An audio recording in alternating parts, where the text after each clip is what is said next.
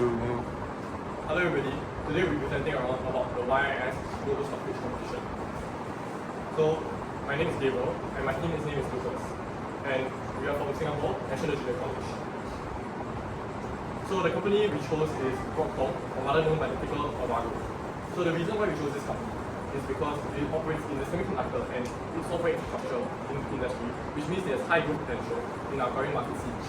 Additionally, its current price is at $328, which means that it has a 37% upside from what we predict the price to be, which is $450.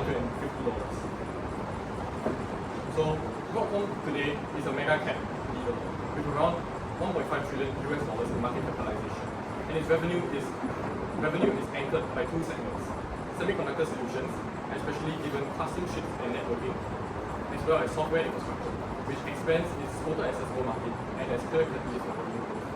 This segment has been strengthened as significantly after the VMware acquisition. So our buy call is not simply based on short-term hype, but it's based on durable fundamentals, since it has a dominant market position. So next, we are moving on to the company background. So Broadcom designs and supplies semiconductors and software infrastructure that sits at the core of modern computing.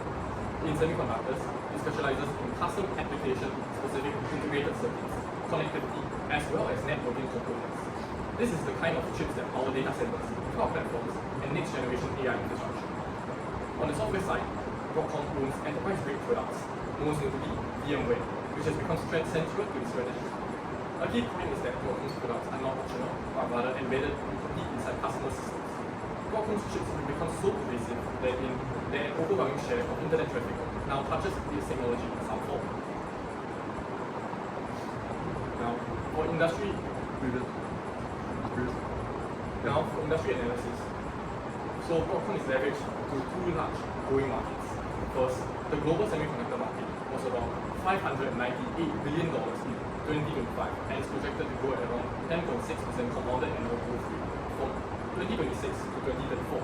And this is driven by higher chip density across everything: cloud computing, automotive, electrification, industrial automation, and most importantly, the scale of AI.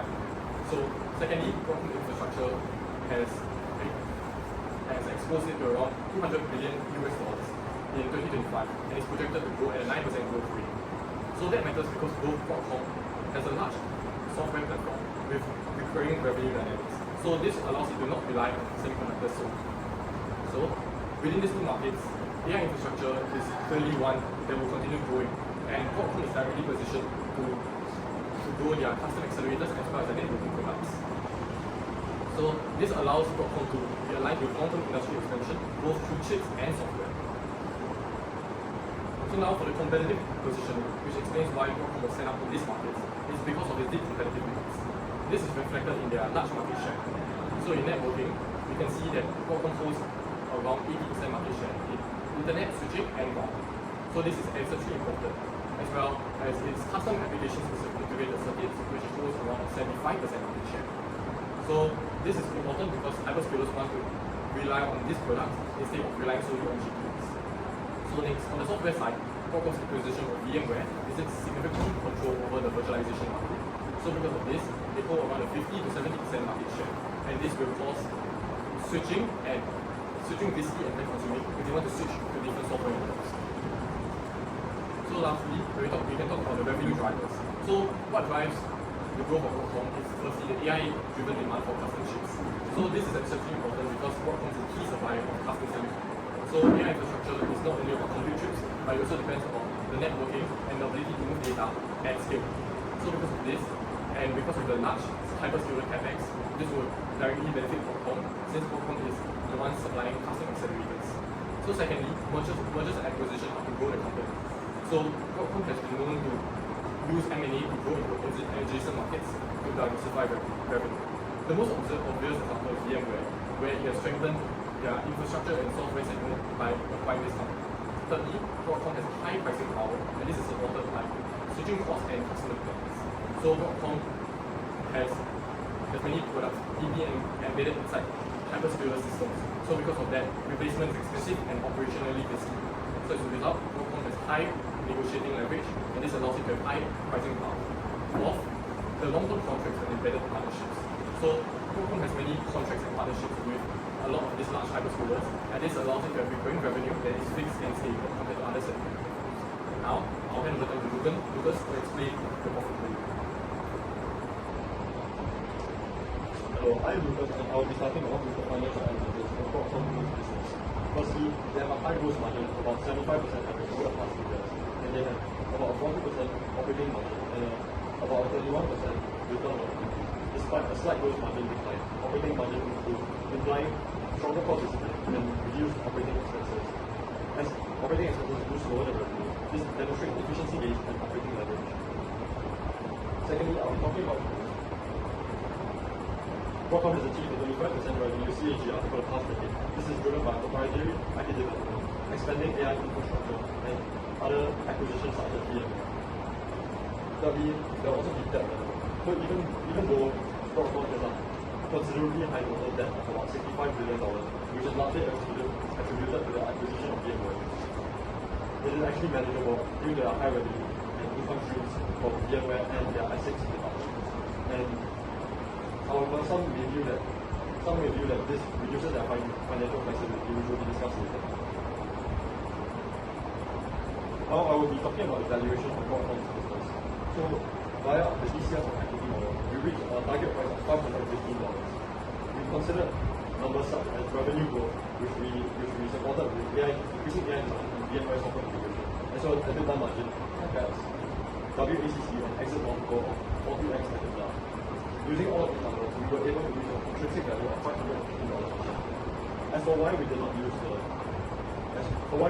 comparable model, Qualcomm operates at a scale across both semiconductors and infrastructure sectors, making direct peer comparison less meaningful due to its hybrid and unique business model. Now I'll be discussing the key risks associated with investing in this. Firstly, Qualcomm is highly AI dependent, with about 45% of its revenue attributed to AI-related activities. AI margins are lower than some legacy sectors, and revenue concentration in emerging tech may increase cyclicality. Secondly, there is also geopolitical tension.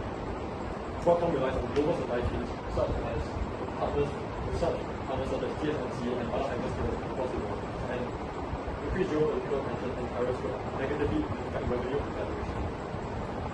Thirdly, CapEx of other companies such as Google, Meta, and Corporate AI, and Amazon can largely affect Qualcomm revenue, as the majority of its customers are actually other hyperscalers purchasing their assets. Fourthly, we have high PE ratio compared to the industry average. Qualcomm has a high PE ratio of 68 versus the industry average, semiconductor industry average of 38. So valuation compression risk remains. As discussed earlier, there is also a debt load of about $62 billion of November 2025, which could limit their financial stability or whatever they can invest in the future. Then lastly, there's also competition from other chip makers such as NVIDIA and AMD, which also make high-performance GPUs. Moving on to ESG considerations. As seen over here, from 2021 to 2024, they have achieved 27% less scope 1 and scope 2 GHG emissions, as well as a 61% reduction of TCO2 per million dollars of revenue.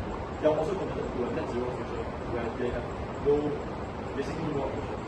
They also have implemented an environment and sustainability policy across all of their offices around the globe. They are aligned with ISO 1.001. So many of their offices actually achieve something, which is that they want a renewable or carbon neutral energy. Lastly, they are also very focused on employee health and safety, which is managed by their internal EHS guidelines and applies to all of their offices globally. They also consider local OHS rules in operation and the environment as well, and legal requirements employed by the country.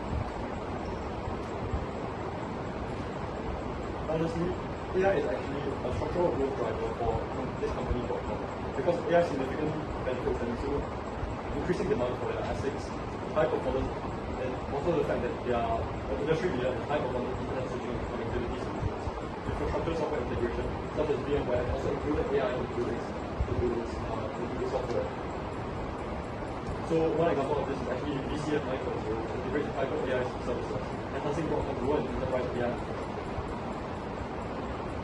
So to conclude, Qualcomm combines elite profitability, sustained high growth, and strategic AI exposure with manageable but elevated leverage. While risks include AI concentration, valuation, and geopolitical tensions, hyperscaler dependency, and competition. Broadcom continues to be an emerging and mega cap stock that we believe are positioned to grow in the near future.